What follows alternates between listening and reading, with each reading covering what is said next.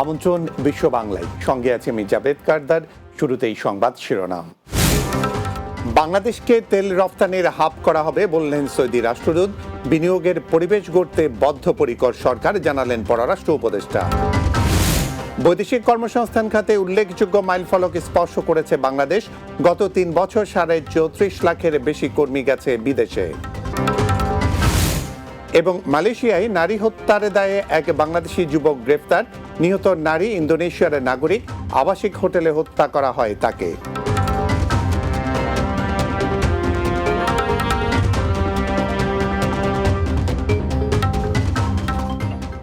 শুনছিলেন শিরোনাম, এবার বিস্তারিত।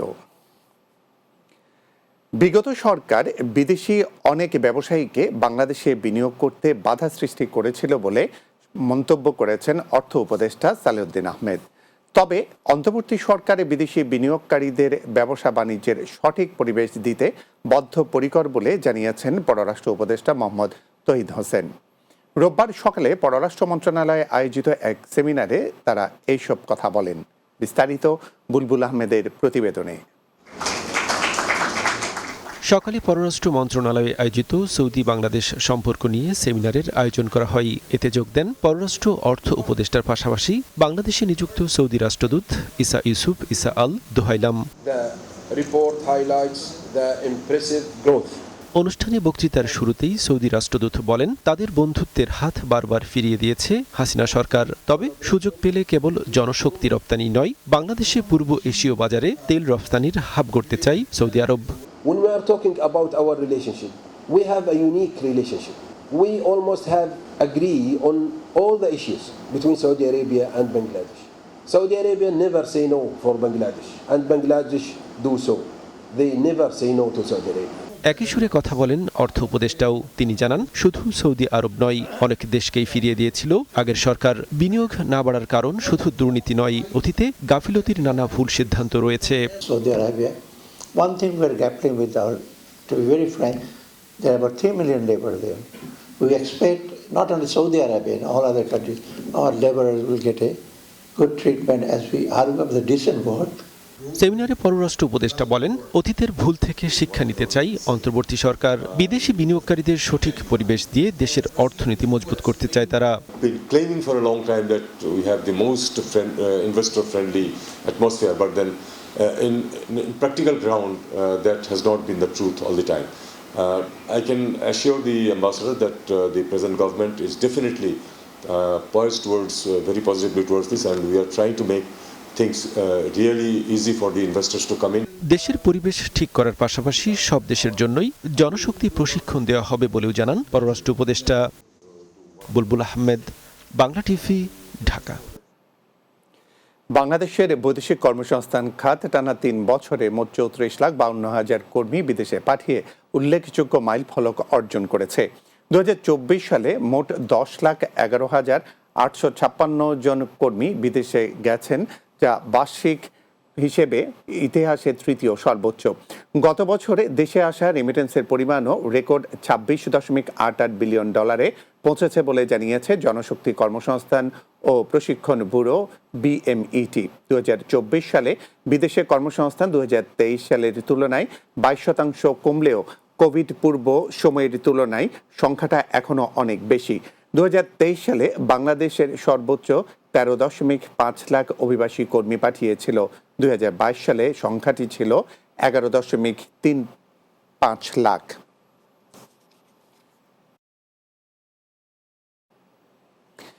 মালয়েশিয়ায় নারীকে হত্যার অভিযোগে এক বাংলাদেশি যুবককে গ্রেফতার করা হয়েছে।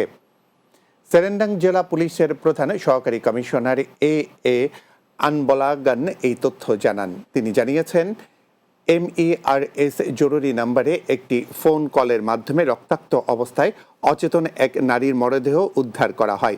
তিনি বলেন, ওই নারীকে পুচং এলাকায় একটি হোটেলে হত্যা করা হয়েছে বলে ধারণা করা হচ্ছে। নিহত নারী ইন্দোনেশিয়ার নাগরিক। আলবালাগান আরও বলেন, সেরানগান জেলা পুলিশের অপরাধ তদন্ত বিভাগ এবং সেলাঙ্গার পুলিশ কন্টিনজেন্টের অপরাধ তদন্ত বিভাগের যৌথ অভিযানে মূল সন্দেহভাজনকে গ্রেফতার করা হয়। আটক বাংলাদেশি পুত্রজয়ার প্রেসিডেন্ট এলাকায় নির্মাণ শ্রমিক হিসেবে কাজ করতেন। বিশ্ব বাংলায় নিচ্ছি ছোট্ট একটা বিরতি পর আরো যা থাকছে। কাতারে ক্রমেই বাড়ছে রেস্তোরাঁ সহ বাংলাদেশি মালিকানাধীন বিভিন্ন প্রতিষ্ঠান, সৃষ্টি হচ্ছে দেশীয় শ্রমিকদের জন্য নতুন নতুন কর্মসংস্থান।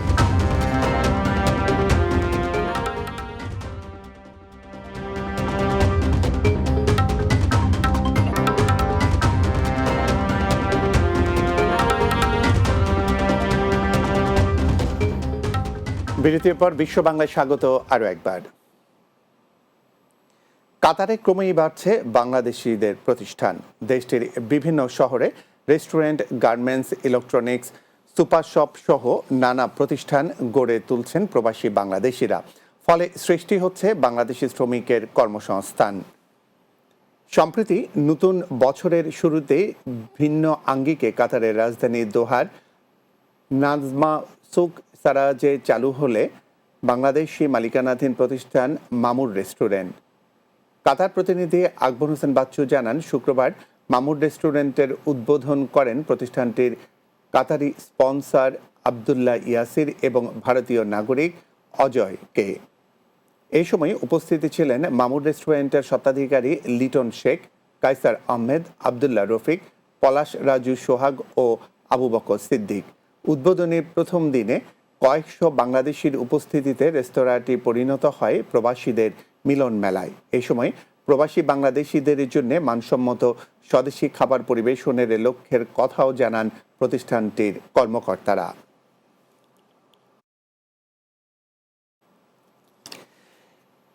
ইংরেজি নববর্ষ উদযাপন উপলক্ষে স্পেনে গেট টুগেদার ও ডিনার পার্টি অনুষ্ঠিত হয়েছে। স্পেন প্রতিনিধি লোকমান হোসেন জানান, প্রবাসী সংগঠন অ্যাসোসিয়েশন কুলতুরাল দা বাংলাদেশ অ্যান্ড কাতালোনিয়ার উদ্যোগে বার্সেলোনার একটি রেস্তোরাঁয় এর আয়োজন করা হয়। সংগঠনটির সভাপতি করিম আলী সভাপতিত্বে অনুষ্ঠান পরিচালনা করেন সাংগঠনিক সম্পাদক Redwan Hossain.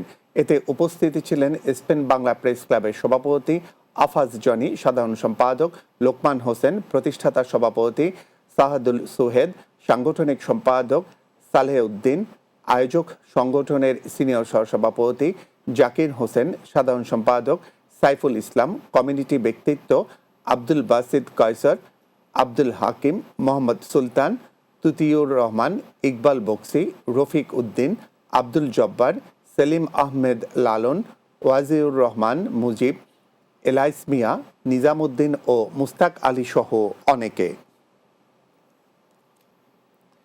Bangladesh used car and spare parts business association charger সভাপতি ও বাংলাদেশ সমিতির সার্জার ভাইস প্রেসিডেন্ট সাদাত হোসেনের বিরুদ্ধে মিথ্যা মামলার অভিযোগে আমিরাতের প্রতিবাদ সভা অনুষ্ঠিত হয়েছে।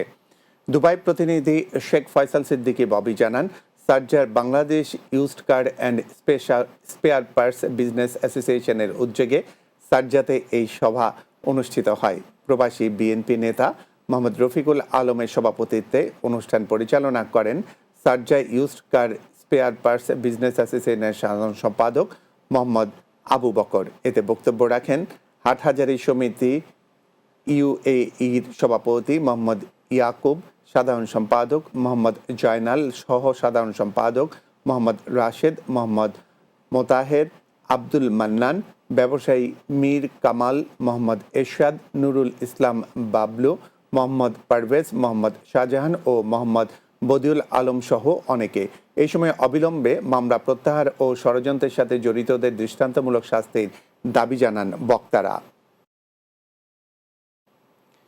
বিএনপির ভারপ্রাপ্ত চেয়ারম্যান তারেক রহমানের 31 দফা বাস্তবায়ন ও বৈষম্যহীন সমাজ গড়তে সকল ভেদাভেদ ভুলে গিয়ে সবাইকে ঐক্যবদ্ধ হয়ে কাজ করার আহ্বান জানিয়েছেন ইতালি বিএনপির সাংগঠনিক সম্পাদক আব্দুল মান্নান হীরা। নোয়াখালী সোনাইমুহুরী উপজেলার নাটেশ্বরে এলে স্থানীয়রা তাকে সংবর্ধনা দেন। এই সময় স্থানীয় বিএনপি সহ অঙ্গ সংগঠনের নেতাকর্মীরা উপস্থিত ছিলেন।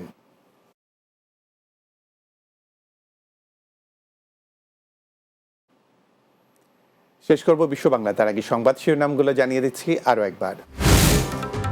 বাংলাদেশকে তেল রফতানির হাব করা হবে বললেন সৌদি রাষ্ট্রদূত।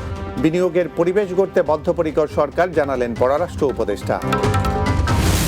বৈদেশিক কর্মসংস্থান খাতে উল্লেখযোগ্য মাইলফলক স্পর্শ করেছে বাংলাদেশ। গত ৩ বছরে 34.5 লাখের বেশি কর্মী গেছে বিদেশে। মালয়েশিয়ায় নারী হত্যার দায়ে এক বাংলাদেশি যুবক গ্রেফতার। নিহত নারী ইন্দোনেশিয়ার নাগরিক। আবাসিক হোটেলে হত্যা করা হয় তাকে। এবং কাতারে ক্রমেই বাড়ছে রেস্তোরাঁ সহ বাংলাদেশি মালিকানাধীন বিভিন্ন প্রতিষ্ঠান। সৃষ্টি হচ্ছে দেশীয় শ্রমিকদের জন্য নতুন নতুন কর্মসংস্থান।